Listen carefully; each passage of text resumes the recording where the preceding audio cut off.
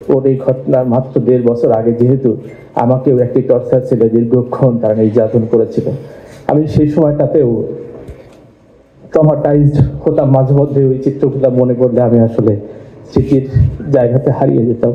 ফলে আমি শহীদ আবরারকে কিভাবে করে তারা নির্যাতন করেছিল সেই কথাগুলো যখন ফেসবুকে, সেই কথাগুলো যখন বিভিন্ন পত্রিকার মারফতে পড়েছি, শুধুমাত্র আমি পড়ি নাই, সেই সমস্ত ঘটনাগুলো যদি আমি চোখে দেখতে পারছিলাম, কিভাবে করে আবরার পা চিৎকার করছিল সেই সময়টা, কিভাবে করে আবরার পা সেই সময় আকুতি জ্বালাচ্ছিল, কিভাবে করে আবরার ফাহাদ নিপীড়নের মুখে সে অটল অবিচল থাকার জন্য চেষ্টা করেছে।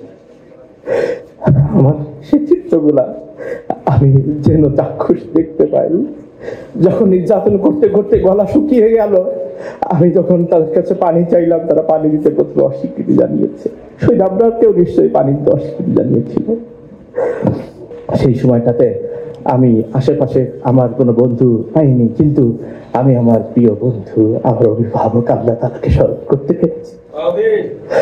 আমি তখন প্রাণ ভরে আমি জানি আল্লাহকে আস্তে ডাকলেও তিনি শোনেন, মনে মনে ডাকলেও আল্লাহ তাআলা শুনেন, কিন্তু আমি আমার সমস্ত আকুতি একত্রিত করে, আমার শরীরের সমস্ত শক্তিকে একত্রিত করে আমি আল্লাহ তাআলাকে ডেকেছিলাম, আল্লাহ বলে চিৎকার করেছিলাম বারবার।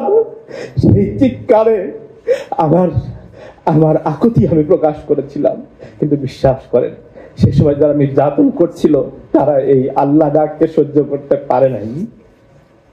তারা আল্লাহ ডাককে সহ্য করতে পারে নাই। কিছুক্ষণ পরে তারা ময়লা কাপড় নিয়ে এসে আমার মুখের মধ্যে দিয়েছে, সো দ্যাট আমি যেন কথা না বলতে পারি, চিৎকার না করতে পারি। তারপর নির্যাতন করছে। কিছুক্ষণ পরে যখন ওই কাপড় পরে গেছে মুখ থেকে, তখন তো আবার মুখ ওপেন হয়ে গেছে। তখন তারা গামছা দিয়ে হা করিয়ে তারপরে গামছা পিছন করে বেঁধেছে, যাতে করে আমি আল্লাহকে চিৎকার করে না থাকতে পারি। ওদের সহ্য হয় না এই ডাক। তারপরে তারা যখন 3 দিক থেকে রড দিয়ে উপর হামলা করা শুরু করলো, চলমান রাখলো, সেই সময়টাতে আমি চেয়ারের উপরে প্রথম থেকে আমাকে বসিয়ে মারছিল। আমি চেষ্টা করছিলাম আমি দৃঢ় থাকবো, আমি যেন পড়ে না যাই, আমি যেন শুয়ে না পড়ি। আমি বসে থাকার চেষ্টা করেছি দীর্ঘক্ষণ। নির্যাতিত হতে হতে শ্রান্ত হয়ে আমি আর বসে থাকতে পারি না। তখন আমি শুয়ে গেছি, পড়ে গেছি। এমন সময় কিছুক্ষণের জন্য আমার দম বন্ধ হয়ে গিয়েছিল। আমি সেই সময়টাতে ভাবছিলাম যে ছোট্ট একটা রুমের মধ্যে আমি শাহাদাত বরণ করছি। সামনে যে ছেলেগুলো রয়েছে তাদের সাথে আমার কোনো শত্রুতা নাই, কোনো পার্সোনাল শত্রুতা নাই, কিন্তু যারা আমার উপরে কেন নির্যাতন করছে, ওয়ামা নাকামু মিনহুম ইল্লা আইয়ুমিনু বিল্লাহিল আজিজিল হামিদ। ওই ঈমানদারদের আর কোনো অপরাধ ছিল না এটা ছাড়া যে তারা মহা পরাক্রমশালী আল্লাহর প্রতি ঈমান এনেছে। এই কারণেই তারা উপর নির্যাতন করছে।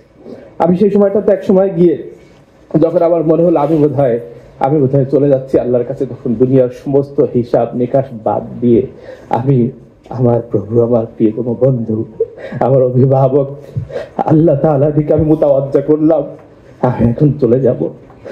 আল্লাহ তাআলা সেদিন আমার হায়াত রেখেছিলেন, আল্লাহ তাআলা যার কারণে আমাকে বাঁচিয়ে রেখেছেন। কিন্তু সেই সময়টাতে আমি শুনতে পেরেছি ওরা যারা নির্যাতন করছিল তারা বলছিল যে আরে কিছু হয়নি, নির্যাতন নাটক করছে। আমি এই কথা আবরারের ক্ষেত্রেও সম্ভবত তারা বলেছিল, সে কথা আমি স্মরণ করতে পারি। সম্মানিত উপস্থিতি, আমার ভাই আবরারের সেই পানি চাওয়া, আল্লাহকে ডাকা, গগন বিদারী আত্মচিৎকার যেন আমি আজও চাক্ষুষ দেখতে পারি।